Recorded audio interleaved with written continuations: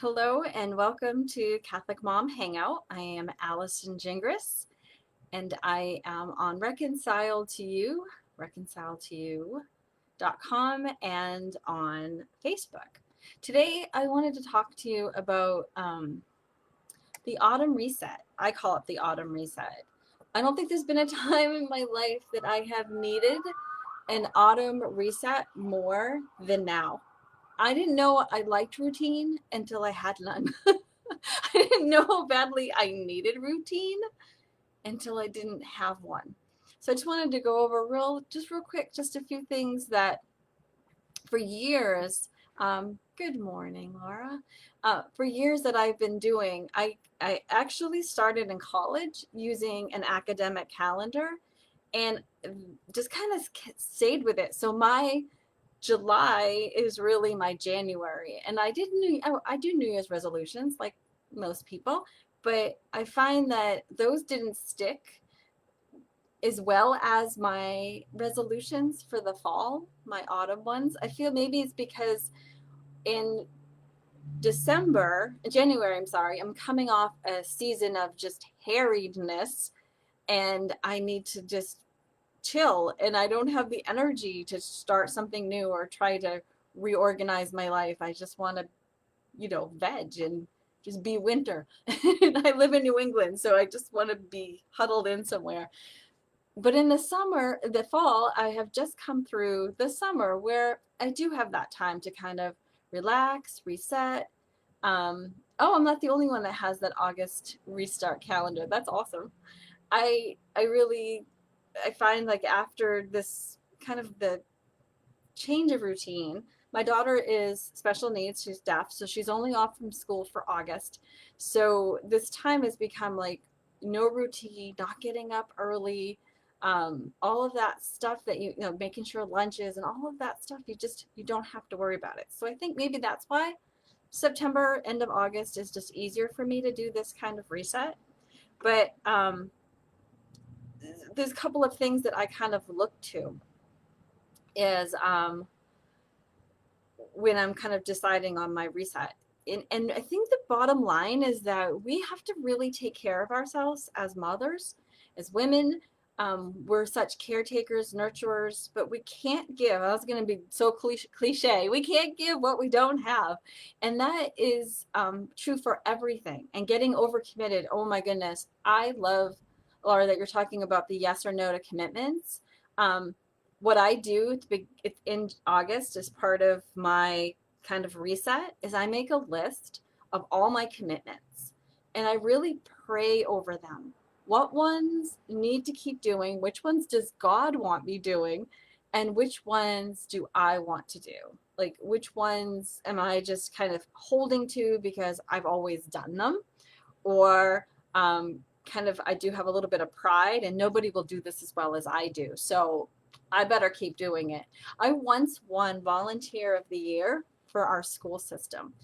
And that sounds like a great honor until I realized as I was looking at this plaque, the amount of hours that I gave to the schools, which was a good thing, but I took away from my kids and my family, up late doing things at meetings, and that wasn't bad. Like, they were all good intentions, but I definitely got overwhelmed. I said yes to too many things.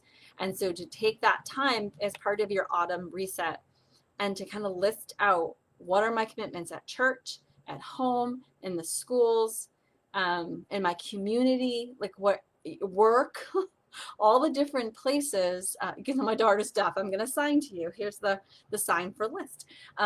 All those different places in our life that we make commitments. Oh, I'm so excited that you mentioned that. What a great point. And deciding my yes and my no. And sometimes it's just no for now. Like, I had to step away from some commitments while my husband became a deacon. So while he was in deacon school, what I call it, seminary, I call it deacon school, there were things actually at the church I had to step away from because serving my church meant being home so he could go. We have my daughter's 14, so she could being home with her so he could fulfill what God was calling him to. So sometimes it's no forever, sometimes it's no just for now. It's not your season in life for that, yes. Um, and just being able to look at that prayerfully. Very, very, that for me, that's like the bottom line of how I learned to reset and reset my schedule, is to invite God into my mess. Like, I'm so overwhelmed, and you know, I don't want to get back to that harried part again by January. So to invite God into it through prayer and lists. I'm totally a list person. I got notebooks upon notebooks.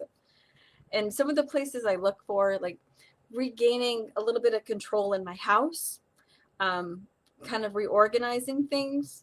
I've got myself a Fitbit, and it goes off every hour. You know, they actually show scientifically that if you get up and walk for about 2 to 3 minutes every hour on the hour, it extends your life.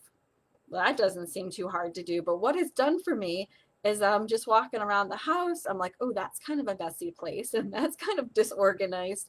And so part of my reset has been doing that 2 minute walk, about 250 steps, and really thinking about the areas that I'm walking by. Very simple. I have my organization style is I need to see stuff. If I put it away, out of sight, out of mind. So I tend to be a little cluttery. There it goes. A little cluttery, a little messy, but I've been able to find ways to see my stuff, but yet it's organized. And for instance, makeup, I kind of have spread all over this little tiny side table in our bedroom that I share with my husband.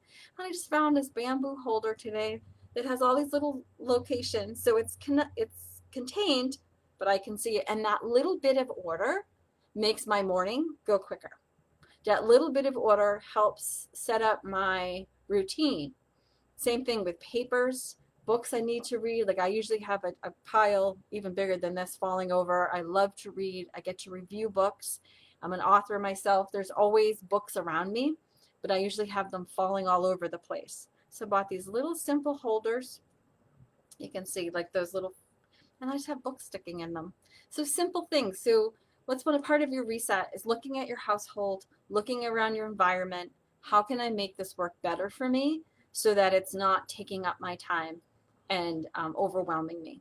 And super, super simple things to do. And there's all kinds of people out there who are organizing people. We have our own Lisa Hess from Style and Savvy on CatholicMom.com. We have our own guru to turn to. She's amazing. So if you have any questions, I'm sure she'd be happy to help you try to organize your life. Our finances. It's time to think, all right, sometimes I can get kind of lax during the summer with what I spend and how I spend, and maybe we eat out a little bit more often. I no longer plan my meals. Everything I know is a little different even now with everything going on. So how do we, because routine gives us comfort. Routine for me restores my peace. So if that's developing a meal plan, let's do it. I'm not very good at it, but I do have this great organizer little whiteboard on my refrigerator that's supposed to make it easier for me to do.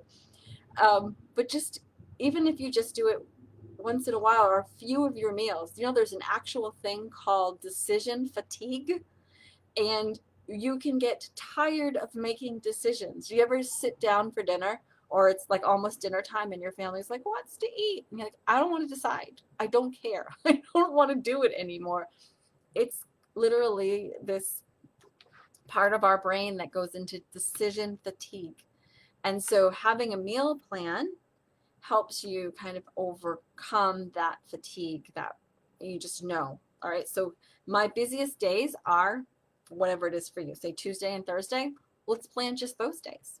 So on Tuesdays and Thursdays, Taco Tuesday and Pasta Thursday, whatever is simple and easy your family likes. And you can at least have 2 meals a week, planned. Maybe there's one, we always try to do at least one day a week that we don't cook, that we eat out, that we eat in nowadays. We order in. So I have 3 days. I have these 2 simple days, and then I also make my family choose. Put your choice up on that refrigerator, and I'll make it happen. best I can. Not the greatest cook in the world, my poor family. And I think most importantly, and of course too, getting the kids ready for school, whatever that's going to look like for you. How do you make that transition easiest for them, for you? What can you set up? What school stations, if it's going to be remote learning again, what supplies and organization, keeping a schedule, all of that is part of our reset. It's setting us up for success, to give us more calm, more peace, the ability to do all the things that we really want to do. I'm an overachiever. My calendar's crazy, but I also need to know my limits. And and this is the last piece of today's reset, I need to put God first. He has to be my first thought every day. He has to be my last thought every day. I need to make time for purposeful prayer, including His Word, because being in the scriptures is how we learn God's voice. Praying the rosary, I'm doing a 54-day rosary novena. I've been getting up again and doing my rosary walks, which I have missed. I find that if I walk and pray, I am more apt to stay focused on prayer. If I sit and pray, I might fall asleep sometimes, not gonna lie, or I find my mind wandering. And I found ways to do it safely, walking around the perimeter of my yard, or honestly, in bad weather, hot weather, cold weather, I'm not really an outside person. I just do laps around my dining room table. And it also gives me steps. So there's that. So there's also this thing called bundling of you take something you don't want to do with something you really know you need to do. So exercise and prayer go really beautifully together. And there's different ways that you can do that too. Just taking a time and when you're resetting your schedule, putting on your calendar coffee with Christ, or like an afternoon moment with Jesus. Like, I'm just gonna, all right, everybody, especially if right now, if you have a house full of people, if you have a way of safely containing your people, or maybe during your child's nap time, go sit quietly with Jesus, either with His Word, just with thinking. I found out that after I clean and organize my bedroom, that there's actually a space on my floor that I can put down a mat, and I can lay there and I can do my stretches and strengthening, but then I can lie and I can actually see out the window and into the sky, into the clouds, and I just make that my 2 to 5 minutes of prayer time, of relaxation time, just lowering my heart rate, which also helps lower my stress level, and just listening to God, because it's in the silence, it's in the whisper, right? Scripture tells us it's in the whisper that we find Jesus. And sometimes the din, the loudness of my life can drown his voice out. And that's when I get overwhelmed. That's when I, like Peter, start to go under and start to drown. And I'm like, Jesus, help me. Where are you? Are you asleep? He's like, no, I've been talking. You're just too loud and busy to hear me. So creating that quiet time, spending time in His Word, bundling things you want to do with things you know you should do. And again, exercise and prayer are just a beautiful marriage for that. Organizing your area, setting up a schedule, taking care of the decisions that fatigue you and can overwhelm you. Have those done, and do it as a family. I know they're gonna some of our spouses and our children may get a little whiny when we say, okay, Sunday afternoon family time, let's plan out our week, let's plan our activities, let's see what we should and shouldn't be doing, what activities we want to give our time to, and even though we like them, maybe there's some things that we shouldn't be doing right now that we need to step away from, and do all of it prayerfully. So that's my autumn reset. I look forward. I hope that you'll put some comments and share what you're doing for your autumn resets when you are, whether you're a scheduler, calendar person, how you're doing in your yes and your no to the things that you should do, how you're finding time for prayer. I want to know all of it. I want to hear all about it. And just a little final note before I disappear for today.